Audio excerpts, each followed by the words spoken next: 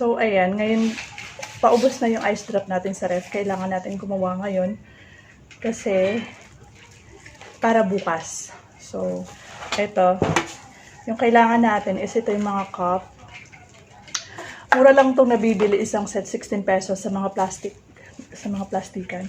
And then, yung mga juices, 2 piraso yung kailangan natin. And then, itong popsicle, ang 1 kilo dito is 170 dito sa Old Market. Sa New Market is 190 ang 1 kilo. So, yung isang ganito is kalahating kilo. 1 kilo ang 2 ganito. So, marami na to siya. Parang ang labas ng isa is 0.2 cents, ganun. And then, kailangan natin ng, syempre ito. Tsaka, dapat yung gamitin yung tubig is mineral ha. So, start tayo sa ano. Kailangan malinis lahat kasi mga bata yung bumibili nito. Kailangan natin yung yung tawag na dito, yung nire-refill na tubig. Mineral yun.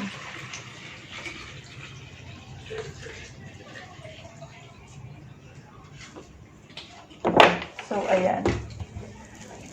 2 liters ata yung isang ganito. Ay, Sandra, pakiabutan ako ng gunting. Tapos, yung ito, tutunawin natin sa baso. Huwag natin ilalagay direct kasi buo-buo pa siya. Gunting. Ito. Dito banda.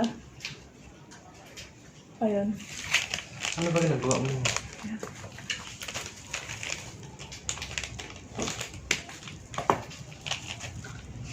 Powder juice lang ito siya. So, yung 2 piraso, enough na sa 2 liters.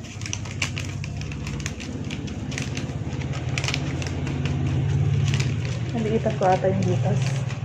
So, wish na, sana malinaw siya. Kasi, malabo lang talaga yung natin.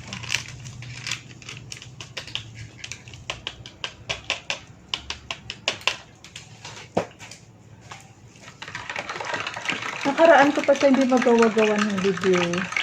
Gawa nga na, minsan late na akong gumagawa sa gabi. Minsan mga 9 bago ko maalala, wala na palang stock para bukas. So, enough na yung 2 sachet. Ang isang sachet ng powder juice is 19 pesos. So, yung puhunan natin, 19 pesos, ita times 2 mo lang yun siya. Basta sa matotal ng isang production, 68 pesos yung kanyang pinakapuhunan. And then ito, hindi ko pa na-arrange. Dapat na-arrange ko na kanina pa para mabilis tayo. Maliit lang ito. Sobrang liit. Siguro kasing size niya yung hulmahan ng puto.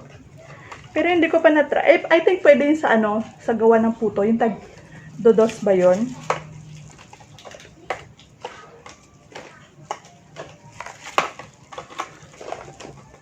So, ginawa natin ito siya ngayong hapon. Bago maghating gabi, matigas na to siya. Pwede na ulit tayo gumawa ng isa pang production. Kasi hindi sapat yung 2 ganito lang sa isang araw. Hindi siya sasapat. At least, maka 200 pieces tayo to 300 pieces per day. Kasi kulang na kulang yung isang ganito lang. So, ayan.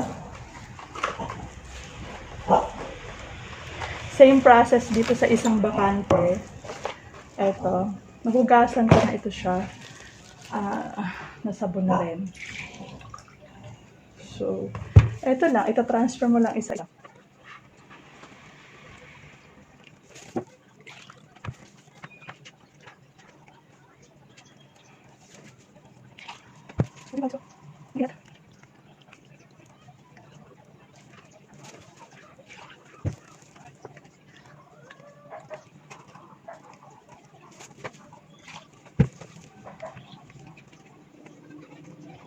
Napakasimple ito naman.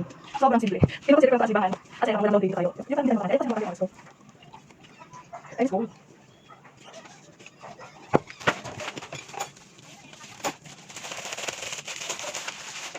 Tignan.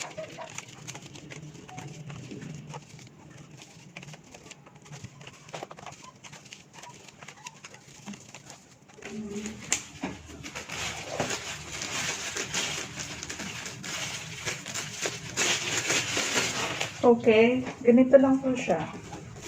Then, ilalagay na natin siya sa freezer. Antayin tumigas.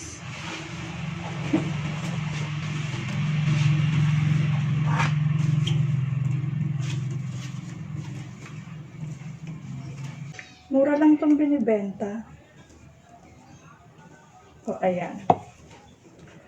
So, sa isang ganito, sa dalawang pirasong ganito,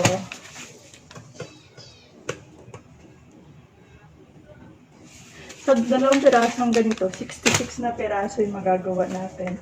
So, tanggalin natin yung sobra. Mayroong 4 na sobra. And then, gagawa tayo ulit, pero ibang flavor na naman. Mas okay kung mixed flavor sila para hindi para hindi madali magsawa yung mga bata. Marami silang pagpipili ang flavor. Ang mabenta dito is grapes tsaka strawberry. Pero gumagawa rin ako ng lychee, mango, orange. So, yun yung mga available flavor namin. Sobrang simple lang to mga mami. Kumbaga pag bakanting oras ka, pwede mo tong gawin sa inyo. Lalo na kung malapit ka sa school. Mura lang tong binibenta. 3 pesos lang yung isa. Pero imagine sa 3 pesos na isang peraso sa isang araw, nakakapagbenta ka ng 350 to 600 or more. Depende nga sa dami ng production mo. So, kung mas malaki yung ref mo, mas okay. Sa akin kasi yung ref ko, 2 lang siya. So, hindi kakasya yung maraming ganito. Kaya, sa isang araw, nagdadalawa or 3 production ako. Hinihimay ko lang sila kaagad, tapos nilalagay sa ganito. Tapos, and then, papatungan ko ng another na ganito para makatipid ako sa space. So, ayun. Check natin later kung magkano yung kinita natin ngayong maghapon. So, ganito pala yung itsura niya sa freezer. Ayan, nakaganyan. So, antayin lang natin silang tumigas.